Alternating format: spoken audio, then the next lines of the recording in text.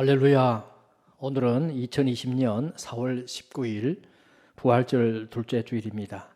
다 같이 경건한 마음으로 묵상 기도하심으로 하나님께 예배 드리시겠습니다. 주여, 주께서 지으신 모든 민족이 주의 앞에 경배하여 주의 이름에 영광을 돌리나이다. 아멘. 살아계신 하나님 아버지, 오늘 부활절 둘째 주일을 맞이하여 하나님을 예배하며 경배하기 원합니다.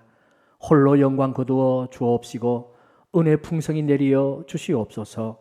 우리 구주 예수 그리스도 이름으로 감사하오며 간절히 기원하옵나이다. 아멘. 다 같이 찬송가 35장 큰 영화로우신 주 이곳에 오셔서 찬양하시겠습니다.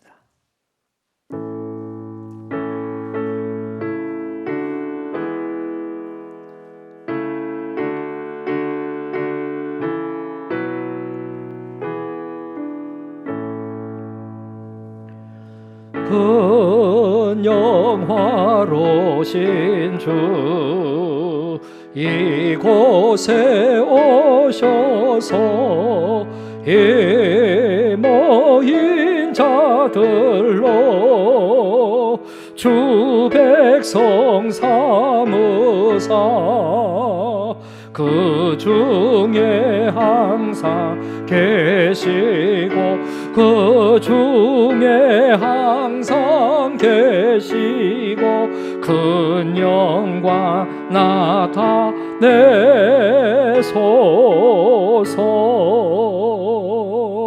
이 백성 기도와 또 예물 드리며 향내와 같으니 곧 받으옵소서.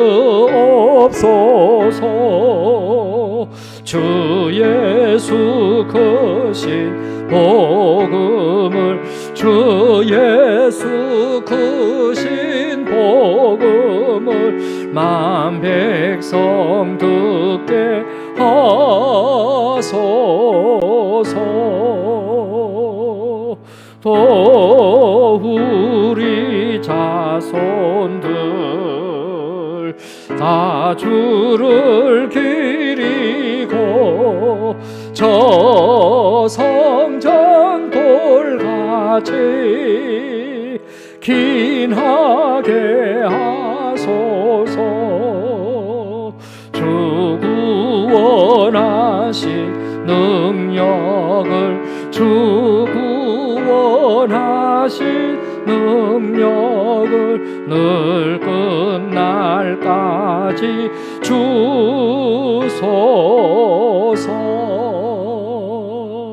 주 믿는 만민이 참 진리 지키며 예성도들 같이 주 찬송하다가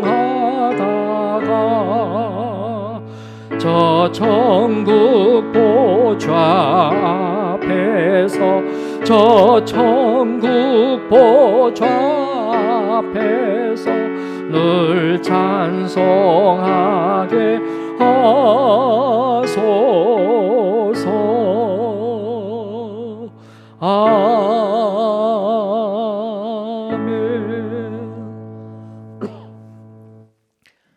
이제 사도신경으로서 우리의 신앙을 하나님께 고백하시겠습니다. 나는 전능하신 아버지 하나님 천지의 창조주를 믿습니다. 나는 그의 유일하신 아들 우리 주 예수 그리스도를 믿습니다. 그는 성령으로 잉태되어 동정녀 마리아에게서 나시고 본디오 빌라도에게 고난을 받아 십자가에 못 박혀 죽으시고 장사된 지 사흘 만에 죽은 자 가운데서 다시 살아나셨으며 하늘에 오르시어 전능하신 아버지 하나님 우편에 앉아 계시다가 거기로부터 살아있는 자와 죽은 자를 심판하러 오십니다. 나는 성령을 믿으며 거룩한 공교회와 성도의 교제와 죄를 용서받는 것과 몸의 부활과 영생을 믿습니다. 아멘. 이제 윤병도 장로님께서 기도해 주시겠습니다.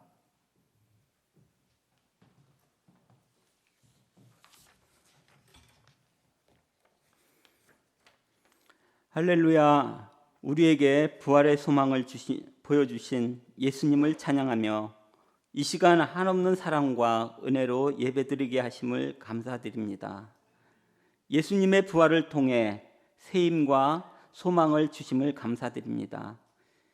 이 시간 주님 전을 사모하며 예배의 자리에 머리 숙인 저희들에게 예수님의 부활을 확신하는 믿음의 예배가 되게 하시고, 예배 시간을 통하여 기쁨과 감사와 찬송이 넘쳐나는 시간이 되도록 인도하여 주시옵소서.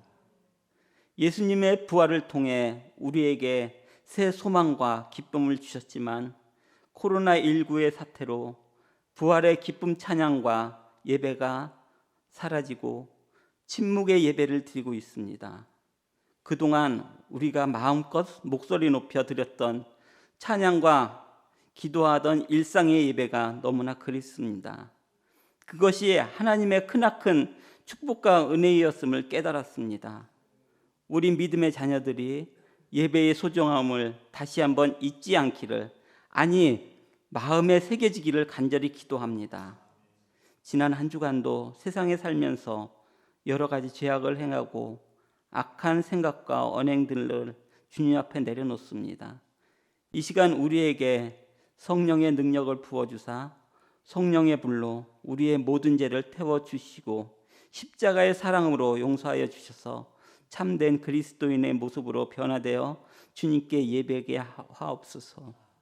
환난 날에 우리의 도움이 되시는 전능하신 하나님 아버지, 전 세계와 우리나라 전국이 코로나19 때문에 심한 두려움에 빠져 있습니다.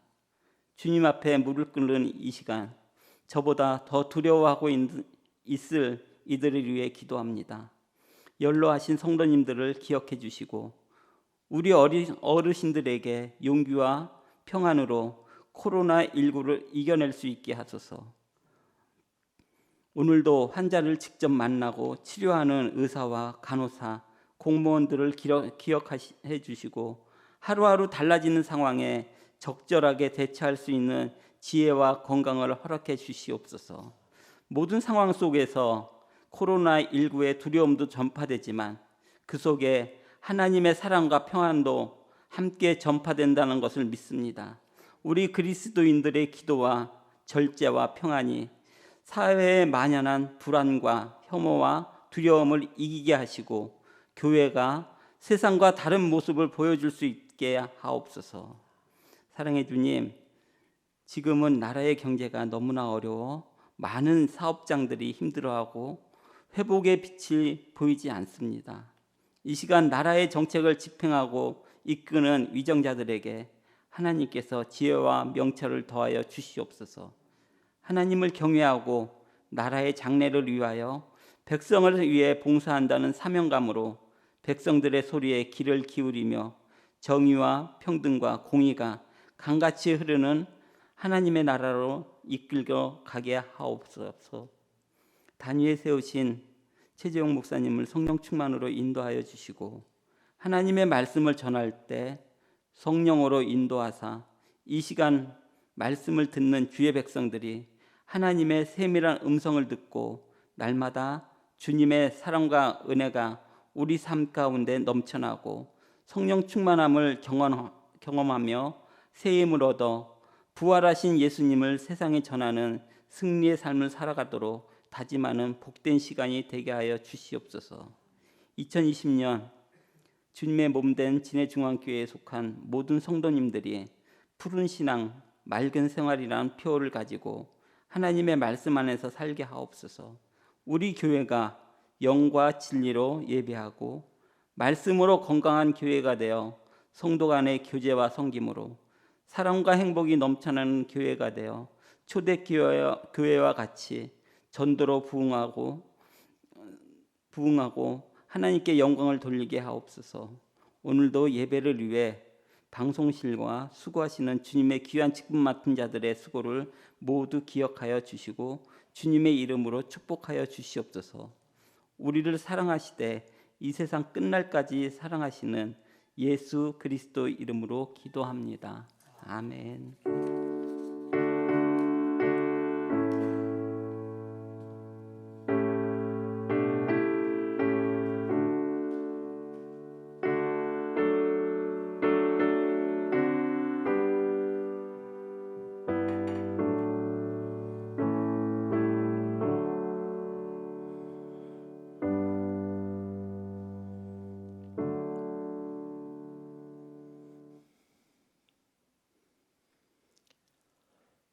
교회 소식을 알려드리겠습니다. 오늘은 부활절 둘째 주일입니다. 부활하신 주님의 은총이 금년에도 성도님들의 가정과 또 우리 교회 위에 풍성히 임하시기를 다시 한번 기원합니다. 아직도 코로나 바이러스가 완전히 소멸되지 않았습니다만 조만간 모든 성도님들이 함께 교회에 와서 예배 드릴 수 있는 날이 곧 오지 않을까 여겨집니다. 조속히 그런 날이 올 수 있도록 기도해 주시기를 부탁드립니다. 이제 오늘 우리에게 주신 하나님의 말씀을 봉독해 올리겠습니다. 하나님의 말씀은 누가복음 24장 13절부터 17절까지의 말씀입니다. 신약성경 140페이지가 되겠습니다. 누가복음 제24장 13절에서 17절까지의 말씀을 봉독해 드립니다. 그날에 그들 중 둘이 예루살렘에서 25리 되는 엠마오라 하는 마을로 가면서 이 모든 된 일을 서로 이야기하더라. 그들이 서로 이야기하며 문의할 때에 예수께서 가까이 이르러 그들과 동행하시나 그들의 눈이 가려져서 그인 줄 알아보지 못하거늘 예수께서 이르시되 너희가 길 가면서 서로 주고받고 하는 이야기가 무엇이냐 하시니 두 사람이 슬픈 빛을 띠고 머물러 서더라. 아멘.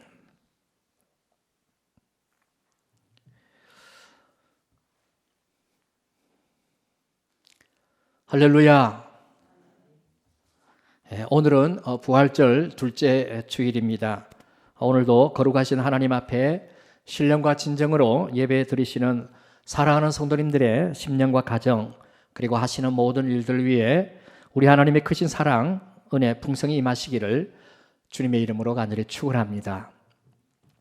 어떤 조사 기관에서 사람들의 슬픔에 대하여 조사한 적이 있습니다. 질문은 이런 내용입니다. 우리가 살아가면서 겪는 여러 사건들 중에서 가장 슬픈 경우는 어떤 경우라고 생각하십니까? 그랬더니 여러 답변들이 나왔는데 5위부터 1위까지의 내용이 이렇습니다. 5위입니다. 육체적으로 중한 병에 걸렸을 때에 큰 슬픔을 느낀다. 4위는 아무리 노력해도 돈이 벌리지 않을 때 큰 슬픔을 느낀다. 3위가 사랑하는 사람과 헤어졌을 때에 큰 슬픔을 느낀다. 2위는 사랑하는 가족이나 사랑하는 사람이 세상을 떠났을 때 큰 슬픔을 느낀다. 1위가 뭔가 하니 가장 믿었던 사람에게 배신당했을 때에 가장 큰 슬픔을 느낀다 였습니다. 여러분들은 이 답변들의 순위에 대해서 공감하십니까? 이 통계에 의하면 많은 사람들이 믿었던 사람으로부터 배신당했을 때에 그때 인생에서 가장 큰 슬픔을 느낀다는 것입니다. 저는 개인적으로 사랑하는 가족 혹은 사랑하는 사람과 헤어지거나 세상을 떠났을 때에 그게 가장 큰 슬픔일 것이라고 생각이 들었는데 그것보다 더욱 큰 슬픔이 그토록 믿었던 사람에게 배신당했을 때라고 하니 좀 의아한 생각을 가졌습니다. 그런데 이 배신에 대해서 이스라엘의 철학자이신 아비샤이 마갈리스라고 하는 분이 연구를 하여 우리나라에도 배신이라고 하는 책이 번역되어 출간되었는데 여기에서 그는 이별과 배신의 차이를 이렇게 말하고 있습니다.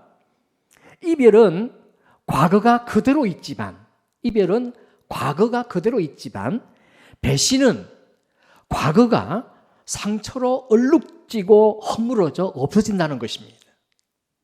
이별은 추억으로 남아있게 되지만 배신은 몽땅 다 사라지는데, 왜냐하면 지난날의 그 모두가 다 거짓이고 위선이고 속임수로 여겨지기 때문이라는 것입니다. 가룟 유다 보십시오. 예수님의 제자가 되어서 3년이나 예수님을 따라다니고 심지어 예수님께 사랑의 입맞춤까지 하였지만 알고 보니 그건 은 30냥에 예수님을 팔아넘기려는 배신의 행위였으니 그의 3년간의 행태가 다 위선이고 속임수고 거짓이라고 판단되지 않겠습니까? 그리고 이별은 슬픔으로 끝나지만 배신은 슬픔을 넘어서 아픔으로 이어진다는 것입니다. 그래서 실제로 이별보다 배신이 더 큰 슬픔이요 가장 견디기 어려운 고통이라고 역설하고 있습니다. 그렇게 생각하면 배신이 정말 견디기 어렵고 슬픔 중에서도 가장 큰 슬픔이 아닌가 여겨지기도 합니다. 그런데 여러분, 오늘 우리가 함께 봉독하신 본문을 보시면 이 본문에도 배신으로 인해서 큰 실망감을 갖고 있는 두 사람을 살펴볼 수가 있습니다. 이 두 사람은 예수님의 12 제자 속에는 포함되지 못했지만 예수님을 사랑하고 믿고 의지하고 섬기며 예수님의 가르침대로 순종하며 살아오던 사람들이었는데, 이 두 사람 중에 한 사람의 이름이 18절에 나오는데 글로바라고 하는 이름의 사람이고, 또 한 사람의 이름은 성경에 전혀 나오고 있지 않습니다. 그런데 교회사의 아버지라고 잘 알려진 유세비우스라고 하는 사람이 쓴 교회사라고 하는 책에 의하면 이 글로바는 예수님의 삼촌, 즉 마리아의 남편 요셉의 형제라고 기록되어져 있고, 또 한 사람은 그의 아들인 시므온이라고 말하고 있습니다. 그런데 이것은 확실한 근거가 있는 것이 아니기 때문에 학자들은 그저 참고로 하고 있습니다. 분명한 사실은 이 두 사람이 예수님에 대해 큰 배신감을 갖고 있었다는 사실입니다. 이 두 사람이 배신감을 갖고 있는 구절을 우리가 찾아볼 수 있는데, 그건 바로 누가복음 24장 21절 상반절 말씀입니다. 한번 읽어보시겠습니다. 우리는 이 사람이 이스라엘을 속량할 자라고 바라노라. 여러분, 여기 보시면 이 두 사람이 무언가를 바랐다고 기록하고 있습니다. 그게 무엇입니까? 그것은 바로 메시아입니다. 이들은 메시아를 바라고 있었습니다. 12 제자를 비롯한 당시의 대다수 이스라엘 백성들은 메시아를 엄청나게 고대하며 기다렸습니다. 이것을 메시아 대망사상이라고 하는데, 그것은 당시의 이스라엘이 로마의 가혹한 지배하에서 수없이 많은 착취와 억압으로 인해서 큰 고통 중에 있었기 때문입니다. 그래야 메시아를 기다렸는데, 이 메시아가 나타나면 로마를 무찌르고 이스라엘에게 독립을 가져다 줄 테이니 온 이스라엘 백성들은 이 메시아를 손꼽아 기다리지 않을 수 없었던 것입니다. 이 두 사람도 바로 이 메시아를 기다렸습니다. 그런데 어느 날 나사렛 출신의 예수라고 하는 분이 나타나서 물로 포도주를 만들고 사람들의 병을 고쳐주며 심지어 죽은 사람도 살리니 이분이 바로 우리들이 그토록 기다리던 메시아가 틀림없다고 이들도 굳세게 믿었던 것입니다. 그래서 예수님을 열심히 따라다니며 나름대로 예수님의 팬이 되어서 예수님을 옹호하고 심지어는 예수님을 따르는 제자까지 되었습니다. 그리고는 오늘이나 내일이나 로마를 뒤엎는 예수님을 학수고대하고 있었는데, 그만 예수님이 로마 군병에 체포되고 십자가 달려서 그것도 무기력하게 돌아가시고 말았으니 그 허탈감이라고 하는 것은 이루 말할 수 없었던 것입니다. 17절을 보시면 이렇게 기록하고 있는데, 이 기록에서 우리는 그들의 허탈감을 잘 알 수 있습니다. 17절입니다. 예수께서 이르시되 너희가 길 가면서 서로 주고받고 하는 이야기가 무엇이냐 하시니 두 사람이 슬픈 빛을 띠고 머물고 서더라. 여기 슬픈 빛의 원어는 스퀴드로포이라고 하는 단어인데, 우울하다, 슬프다, 어둡다, 더 나아가 화가 났다라고 하는 뜻으로서 두 제자들의 얼굴이 밝지 못하고 안색이 어둡고 표정이 화가 난 것처럼 인상이 안 좋게 보였다라고 하는 것입니다. 한마디로 이 두 사람은 실망했던 것입니다. 여러분, 사람이 어떤 경우에 실망할까요? 그것은 자기들의 꿈이 사라질 때, 그리고 그토록 기대하며 바라던 것이 무너질 때 실망합니다. 여러분, 이들은 메시아 대망 사상을 오랫동안 가졌던 사람들이었습니다. 메시아가 오면 그동안 그토록 오랫동안 이스라엘을 지배하던 로마를 무찌르고 해방과 자유와 번영을 얻고 누릴 뿐만 아니라 나아가 이스라엘이 세계를 지배하고 다스릴 날이 올 것이다. 그들은 분명히 믿고 바랐던 것입니다. 그것만 있었을까요? 그들에게도 개인적 욕망도 있었을 것입니다. 이스라엘이 독립하고 자유가 주어지게 되면 자기들도 출세할 날이 올 것이라고 하는 이 장밋빛 기대감으로 충만했을 터인데 그 기대가 하루아침에 무너졌으니 여러분 얼마나 낙담되고 실망되었을까요? 모르긴 해도 배신감을 넘어 분노심까지 생겼을 것입니다. 자, 그런데 여러분, 이렇게 낙담하고 실망하여 여리고로 내려가고 있던 이들에게 부활하신 예수님께서 나타나셨습니다. 그리고는 그들과 함께 동행하며 대화하며 심지어 식사까지 같이 하셨습니다. 그럴 때에 그들에게 놀라운 변화가 일어났습니다. 어떤 변화가 일어났는지를 살펴보며 오늘 함께 은혜를 나누고자 합니다. 그들에게 일어났던 변화는 크게 세 가지의 변화입니다. 먼저는 그들의 눈이 밝아졌습니다.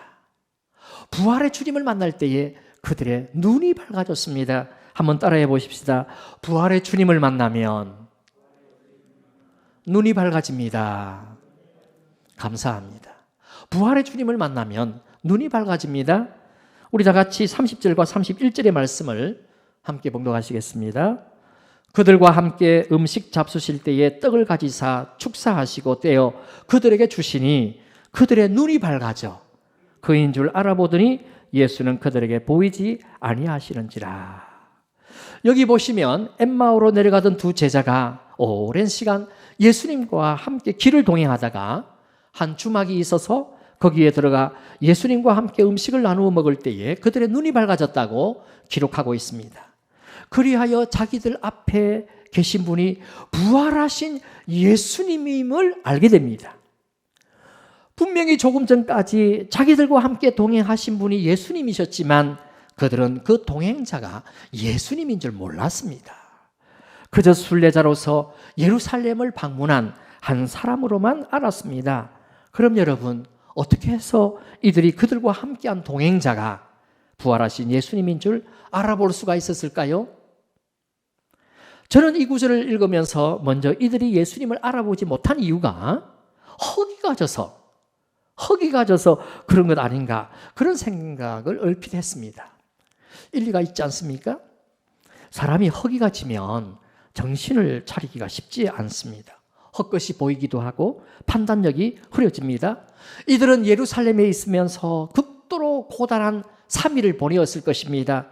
상상치도 못한 예수님의 죽으심을 보면서 낙담과 실망으로 인한 절망의 눈물도 흘렸을 것이고, 또 오늘은 25일이나 되는 길, 키로로 따지면 약 10km의 그 먼 길을 아침부터 하루 종일 걸어왔으니 여러분 얼마나 이들이 피곤했겠습니까?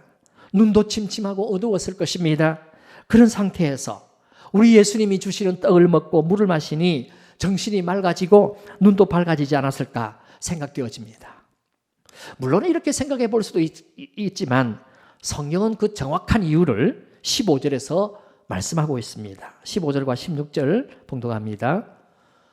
그들이 서로 이야기하며 문의할 때에 예수께서 가까이 이르러 그들과 동행하시나 그들의 눈이 가리워져서 그인 줄 알아보지 못하거늘. 정답은 그들의 눈이 가리워져 있었기 때문이라는 것입니다. 그럼 여러분, 왜 그들의 눈이 가리워져 있었을까요?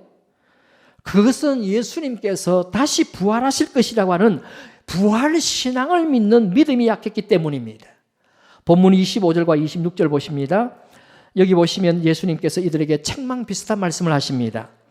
미련하고 선지자들이 말한 모든 것을 마음에 더디 믿는 자들이요, 그리스도가 이런 고난을 받고 자기의 영광에 들어가야 할 것이 아니냐 하시고, 예수님께서는 이 두 사람을 향하여 미련하고 마음에 더디 믿는 자들이여 라고 말씀하셨습니다. 그 이유는 이 두 사람에게 부활신앙이 없었기 때문입니다. 부활신앙이 없었기 때문에 부활하신 예수님이 옆에 계셨지만은 예수님인 줄로 알아채지를 못했다는 것입니다. 여러분, 우리 예수님께서는 십자가를 지시기 전에 여러 번 부활에 대하여 말씀하셨습니다. 한 구절만 보십니다. 누가복음 9장 22절입니다. 이르시되 인자가 많은 고난을 받고 장로들과 대제사장들과 서기관들에게 버림받아 죽임을 당하고 제3일에 살아나야 하리라 하시고, 우리 예수님께서는 비록 죽임을 당하시지만 3일 후에는 살아나리라고 부활을 말씀하셨습니다. 이 부활도 여러 번 말씀하셨습니다. 그리고 이 부활의 말씀은 일찍이 여러 선지자들도 여러 번 예언하셨던 말씀이십니다. 하지만 이들은 예수님의 부활을 여러 번 들었음에도 불구하고 예수님의 이 말씀을 믿지 못했습니다. 이들은 주님의 말씀을 들으면서도 이런 생각을 한 것입니다. 아니, 메시아가 어떻게 고난을 받지? 그리고 고난받아 사람이 죽으면 그대로 끝이지, 어떻게 죽은 다음에 부활이 있을 수 있어? 말도 안 돼. 말도 안 된다고 스스로 판단하고 예수님의 부활을 불신했던 것입니다. 사랑하는 성도 여러분, 우리의 영안이 가리워지는 것은 믿음이 없기 때문인데 구체적으로는 부활에 대한 믿음입니다. 그래서 예수님은 부활에 대해 의심하는 도마에게 나타나셔서 이렇게 말씀하셨습니다. 요한복음 20장 27절의 말씀입니다. 그리하여 믿음 없는 자가 되지 말고 믿는 자가 되라. 구체적으로 부활신앙을 믿으라. 내가 부활했으니 이제는 부활신앙의 믿음을 확실히 가지라 라고 말씀하신 것입니다. 사랑하는 성도 여러분, 이 두 사람은 부활에 대한 믿음이 없었습니다. 그런데 부활하신 예수님께서 이들과 직접 동행하시면서 부활의 믿음을 새롭게 해 주셨습니다. 그러자 그들의 눈이 밝아졌습니다. 그리하여 예수님을 보게 되었습니다. 사랑하는 성도 여러분, 바로 이것입니다. 우리에게 부활신앙이 있을 때에 예수님이 보인다는 사실입니다. 이게 너무도 중요한 게, 부활신앙이 없는 사람은 아무리 예수님이 부활하셨다고 해도 믿어지지가 않는 것입니다. 예수님이 곁에 계셔도 알 수가 없습니다. 그러므로 사랑하는 성도 여러분, 우리 모두 부활신앙을 가진 믿음의 성도님들이 다 되시기를 바랍니다. 기독교의 핵심은 부활신앙입니다. 예수님이 돌아가시지만 3일 만에 다시 살아나신다고 분명히 부활을 말씀하셨고 그렇게 보여주셨습니다. 이 부활신앙은 온 세계에 기독교만이 유일한 것입니다. 이 부활신앙이 우리의 자랑거리요, 우리의 소망인 것입니다. 이 부활신앙으로 인해서 지금도 우리와 함께 하시고 우리 인생길에 힘이 되어주시는 주님을 바라보시고 주님으로 인해서 신나고 즐거운 인생길 걸어가시는 저와 여러분들이 다 되시기를 주님의 이름으로 간절히 축원합니다. 두 번째로, 이들이 부활의 주님을 만났을 때에 그들의 마음이 뜨거워졌습니다. 한번 따라해 보십시다. 부활의 주님을 만나면 마음이 뜨거워집니다. 감사합니다. 본문 32절 보시겠습니다. 그들이 서로 말하되 길에서 우리에게 말씀하시고 우리에게 성경을 풀어주실 때에 우리 속에서 마음이 뜨겁지 아니하더냐 하고. 여러분, 이런 말 들어보셨습니까? 머리는 차갑게, 가슴은 뜨겁게. 그렇습니다. 우리의 머리는 차가워야 하고 가슴은 뜨거워야 합니다.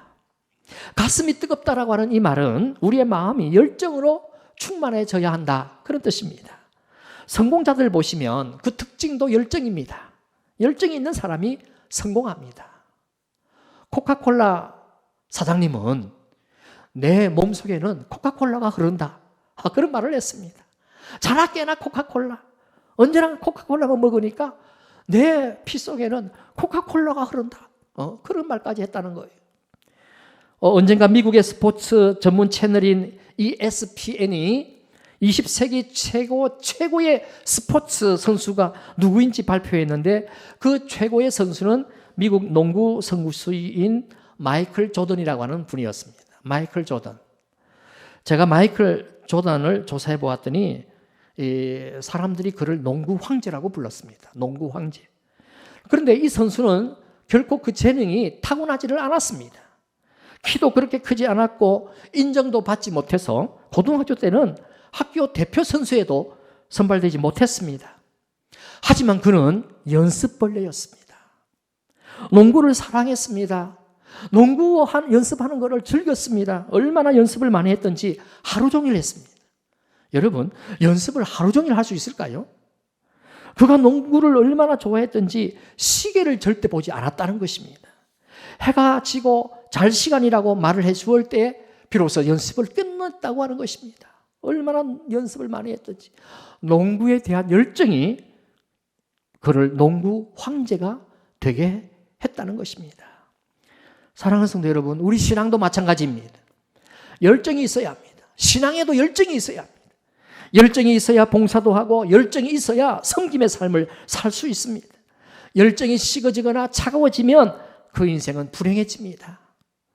저는 가끔 임종하는 분들을 보게 되는데, 그리고 또 시신도 만져보게 되는데, 안타까운 사실은 생명이 꺼져갈 때 온기도 사라진다는 사실입니다. 심장이 식어지면서 체온도 떨어지고 차가운 몸으로 바뀌게 됩니다. 열이라고 하는 게 뭐냐? 생명입니다. 우리에게 열정이 있어야 보람과 기쁨의 인생을 살아갈 수 있습니다. 오늘 본문의 두 사람에게 우리 예수님 마음이 뜨거워지게 했습니다. 새로운 열정이 솟아나게 했다라고 하는 사실입니다. 그런데 본문은 이 두 사람의 마음이 뜨거워진 비결을 구체적으로 밝혀주고 있는데, 그것은 바로 우리 예수님께서 그들에게 성경을 풀이해 주실 때였습니다. 32절 말씀 보시겠습니다. 그들이 서로 말하되 길에서 우리에게 말씀하시고 우리에게 성경을 풀어주실 때에 우리 속에서 마음이 뜨겁지 아니하더냐 하고, 성경을 풀어주실 때에 그들의 마음이 뜨거워졌습니다. 어떤 성경 말씀을 풀이해 주셨을까요? 26절과 27절에 그 말씀이 나옵니다. 그리스도가 이런 고난을 받고 자기의 영광에 들어가야 할 것이 아니냐 하시고, 이에 모세와 모든 선지자의 글로 시작하여 모든 성경에 쓴 바 자기에 관한 것을 자세히 설명하시니라. 여러분, 예수님께서 풀이해 주신 구절들은 모두가 다 예수님 자신에 대한 것이었습니다. 그리고 그 구체적인 내용은 고난을 통한 영광의 주님이셨습니다. 고난을 통한 영광의 주님. 26절에 고난을 받고 자기의 영광에 들어가야 할 것이 아니냐. 영어로 no cross, no crown. 즉 십자가 없이는 영광도 없다, 그런 뜻입니다. 다시 말해서 영광의 주는 고난을 통해 오신다는 말씀이십니다. 이게 모세와 선지자들의 예언이기도 합니다. 이 예언의 성취가 바로 십자가에 죽으셨지만 부활하신 예수님이신 것입니다. 이 성경 말씀을 풀이해 주실 때에 두 사람의 마음이 뜨거워졌습니다. 그렇구나. 십자가의 고난이 실패가 아니었구나. 이 십자가는 부활로 이어지는 통로였구나. 우리가 진정 기다리던 메시아는 십자가에서 승리하신 부활의 주님이시구나. 그들의 마음이 뜨거워졌던 것입니다. 사랑하는 성도 여러분, 그러므로 성경을 많이 읽으십시다. 그리고 그 속에서 고난을 통해 승리하신 예수님을 만나십시다. 십자가를 통한 부활의 주님이 진정 우리의 구주이심을 깨달으십시다. 분명히 말씀을 통해 우리의 마음이 뜨거워지고 열정이 회복되어질 것입니다. 우리 모두 하나님 말씀을 통한 뜨거운 마음의 소유자가 되시기를 다시 한번 주님의 이름으로 간절히 축원합니다. 마지막으로 부활의 주님을 만날 때에 부활의 증인이 됩니다. 한번 또 따라 하십시다. 부활의 주님을 만날 때에 부활의 증인이 됩니다. 감사합니다. 다 같이 33절부터 35절의 말씀을 봉독하시겠습니다. 곧 그때로 일어나 예루살렘에 돌아가 보니 11 제자 및 그들과 함께한 자들이 모여 있어 말하기를 주께서 과연 살아나시고 시몬에게 보이셨다 하는지라. 두 사람도 길에서 된 일과 예수께서 떡을 떼심으로 자기들에게 알려지신 것을 말하더라. 아멘. 여러분, 부활의 주님을 만난 이 두 사람은 다시 발길을 돌려 예루살렘으로 향했습니다. 그리고는 제자들을 만나 자기들이 길에서 주님을 만난 체험과 주님의 말씀을 풀어주시고 그리고 함께 식사를 하시며 떡을 떼어 주실 때에 그들의 눈이 밝아져서 예수님이 부활하심을 알아보게 된 사실들을 열심히 전했습니다. 이들이 부활의 주님을 만났더니 부활의 증인들이 다 된 것입니다. 사도 바울도 그렇습니다. 그는 예수님의 부활을 믿지 않았던 사람입니다. 그래서 예수님이 부활하셨다는 사실을 말하거나 그 사실을 믿는 사람들을 만나면 남녀를 막론하고 결박하여 예루살렘으로 잡아오려고 다메섹으로 갔습니다. 그런데 그 길에서 그가 부활하신 예수님을 만납니다. 사울아, 사울아, 내가 어찌하여 나를 박해하느냐? 누구시오니까? 나는 내가 박해하는 예수라. 죽은 줄로만 알았던 예수님이 살아계시고 그에게 직접 말씀하시는 것입니다. 이 놀라운 체험을 한 사도 바울은 그때부터 완전히 변화됩니다. 그리하여 복음의 핍박자에서 복음을 전하고 예수 그리스도의 부활을 전하는 부활의 증인자가 됩니다. 사랑하는 성도 여러분, 부활하신 예수님을 만나면 그때부터 부활의 증인이 됩니다. 우리 모두 부활하신 예수님을 만나셔서 부활의 증인이 되는 귀한 은혜가 있게 되시기를 주님의 이름으로 간절히 축원합니다. 결론입니다. 서두에 두 사람이 배신감에 예루살렘을 버리고 엠마오로 슬픈 모습으로 내려가고 있었던 것 기억하실 것입니다. 이들의 생각에는 우리 예수님은 자기들을 배신한 배신자였습니다. 하지만 그것은 오해였습니다. 그저 자기들의 꿈이 사라졌다고 하는 사실로 인해 낙담하고 절망하였던 것뿐입니다. 우리 예수님은 우리를 배신하지 않으십니다. 예수님은 우리를 실망시키지도 않으십니다. 예수님은 우리를 사랑하시되 끝까지 우리를 사랑하시는 좋으신 우리의 주님이십니다. 이 좋으신 주님을 일평생 의지하시고 사랑하시고 동행하시어서 하나님께는 영광이요 저와 여러분들의 인생은 풍성하고 아름답고 복되시기를 주님의 이름으로 간절히 축원합니다. 기도드리시겠습니다.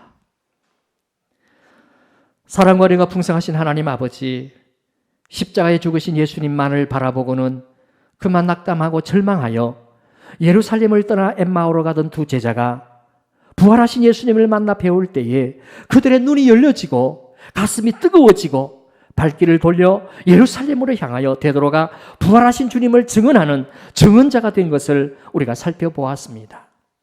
바라 없는 것은 우리도 부활하신 주님을 만나게 하여 주시옵소서. 그리하여 우리의 영안이 열려지게 하여 주옵시고 마음도 뜨거워지게 하여 주옵시고 그리하여 우리 모두 부활의 증인 자로서의 사명을 잘 감당할 수 있게 하여 주시옵소서.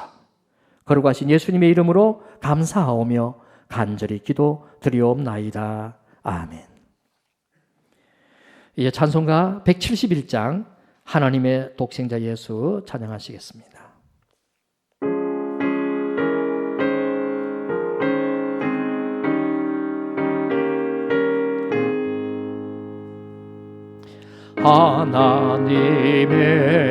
하나님의 독생자 예수 날 위하여 오시었네. 내 모든 죄 사시려고 십자가 지셨으나 다시 사셨네. 살아계신 주 나의 참된 소망 두려움이 사라지네. 사랑의 주네 얼케레 노하니 내 모든 삶의 기쁨 늘 충만하네. 주 안에서 거듭나노리 기뻐하며 찬양하리. 가슴 속에 넘치는 확신, 우리의 가는 길에 소망 넘치네. 살아계신 주, 나의 참된 소망, 두려움이 사라지네. 사랑의 주내 할 길 인도하니 내 모든 삶의 기쁨 늘 충만하네. 선한 싸움 다 마친 후에 우리 주님 배우리라. 사망 권세 다 물리치고 주님이 다스리니 영광 넘치네. 살아계신 주, 나의 참된 소망, 두려움이 사라지네. 사랑의 주내 할 길 인도하니 내 모든 삶의 기쁨 늘 충만하네. 축도하겠습니다. 지금은 부활의 주가 되시는 우리 구주 예수 그리스도의 무한하신 은혜와 하나님 아버지의 극진하신 사랑하심과 성령님의 감화, 감동, 역사하심의 은사가 부활하신 주님을 만나 눈이 열리고 가슴이 뜨거워지고 부활의 증인자로서의 사명을 새롭게 하기를 원하는 사랑하는 성도님들의 심령과 가정 위에, 그리고 이 나라와 민족과 교회 위에 이제로부터 영원토록 함께하여 주시옵기를 간절히 축원하옵나이다. 아멘.